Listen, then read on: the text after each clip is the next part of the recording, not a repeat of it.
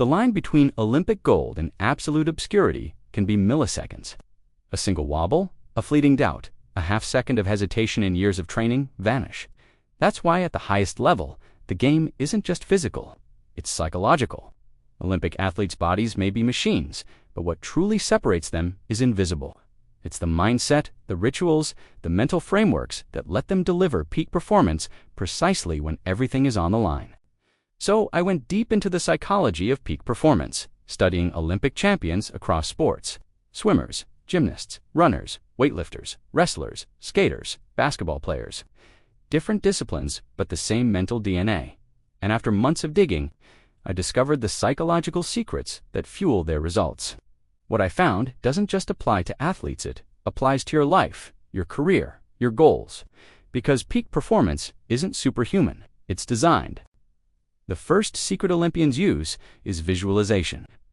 Everyone has heard of imagining success, but Olympic athletes treat it like oxygen. Michael Phelps described playing a videotape in his mind every night before bed and every morning before races. He visualized every stroke, every sound, every obstacle, even what he would do if his goggles filled with water. In the Beijing Olympics, his goggles did fill mid-race. Most swimmers would panic, choke. Phelps didn't. He had rehearsed it thousands of times inside his mind. He finished, won gold, and broke a world record blind. That wasn't luck, that was visualization. The takeaway: your brain lights up the same areas when imagining as when doing. Olympic athletes run races thousands of times before they step foot on the track, and peak performance psychology means you can too, in any field. The second secret is what psychologists call flow state. Flow is that magic zone where time melts, concentration locks, actions feel effortless. Peak performers access it deliberately. The U.S. Olympic Training Center actually studies how to engineer flow: clear goals, high challenge just above ability, immediate feedback, deep focus. Athletes design their training to trigger this state over and over. So when the spotlight hits, they don't crumble, they slide into practiced flow. Ordinary people rarely hit flow because they multitask or never push fully. Olympians chase it daily, and once you learn to structure work, creative projects, or even workouts with those flow triggers, life feels different. The third secret is identity. Olympians don't say, "I practice swimming." They say, "I am a swimmer." That difference changes everything. Burnout hits practitioners. Identity carries Olympians through 4 a.m. Alarms, double training sessions, diets, sacrifices. Because for them, showing up isn't a task, it's who they are. Sports psychologists coach athletes to internalize identity by anchoring every action to I am. I am disciplined. I am resilient. I am the kind of person who does this. That identity makes it automatic to practice harder, recover better, persist longer. Secret 4: reframing pressure. The average brain feels crushing weight before a huge competition or speech. What if I blow it? What if everyone is watching? Olympians reframe. Simone Biles calls it excitement, not nerves. Usain Bolt said he loved pressure because it meant he mattered. They literally trick their nervous system by flipping fear chemicals into fuel. Biologically, excitement and anxiety are almost identical: heart rate up, adrenaline pumping. The difference is interpretation. Tell yourself, "I'm terrified," it paralyzes you. Tell yourself, "I'm pumped," it primes you. Peak performance isn't no pressure, it's transforming pressure. The fifth psychological pillar: micro-routines. Watch closely. Sprinters bounce the same way in blocks. Shooters breathe the same rhythm before firing. Divers perform identical lifts of their arms before flipping.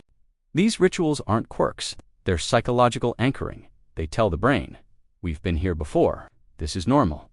When the Olympics lights scream chaos, the brain clings to routine cues and calms down. That's why routines matter off the field too. A morning ritual, a pre-work breath, even an anchoring phrase. Repetition tells your brain, "Perform now." Ordinary people wing it. Olympians ritualize it. The sixth secret: reframing failure. Olympians don't see failure as verdict, they see it as feedback. Every miss, every loss is data. That's why Michael Jordan famously said he missed more shots than he made, and that made him great.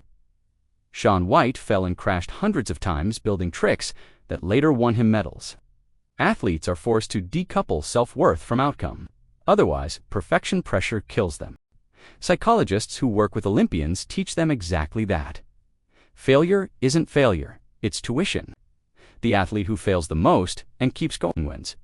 The seventh and final secret is gratitude.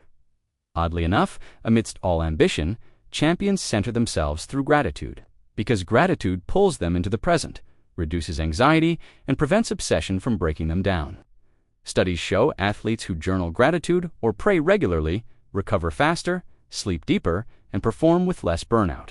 Because when you remind yourself you get to compete instead of have to compete, when you appreciate the platform, the journey, the supporters, you reduce the stress monster. Gratitude is the grounding force beneath ambition. So what happens when you put all these pieces together? You get the Olympic mindset formula: visualization to practice success, flow to focus completely, identity to fuel sacrifices, pressure reframed as excitement, routines to stabilize, failure used as fuel, gratitude to ground you. That's the psychology of peak performance, and it created podium finishes that billions of people dream of. But here's the part that shocked me. None of these secrets are reserved for athletes. They're universal. Anyone can adopt them. The startup founder visualizing launches before they happen. The student reframing exam nerves as excitement. The creative anchoring themselves with daily rituals.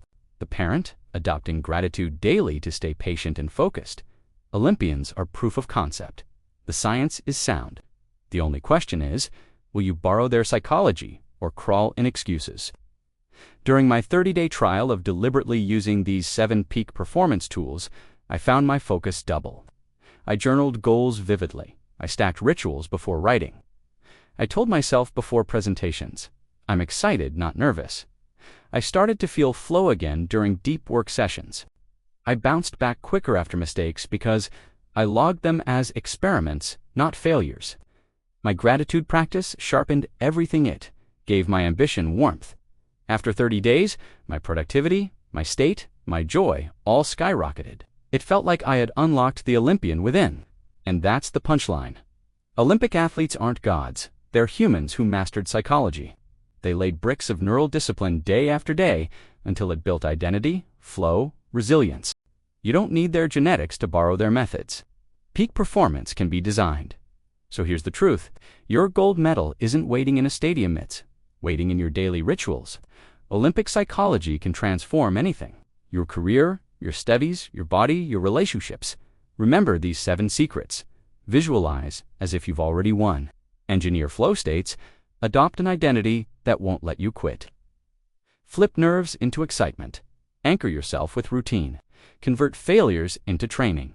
And above all, keep gratitude as the soil under it all. That is the psychology of peak performance. That is what champions know that most people ignore. And if you integrate even one, you'll outperform the version of you still trapped in doubt. Because peak performance is not for the chosen few. It's for the committed. It's for the trained. It's for the mind that dares to think like an Olympian.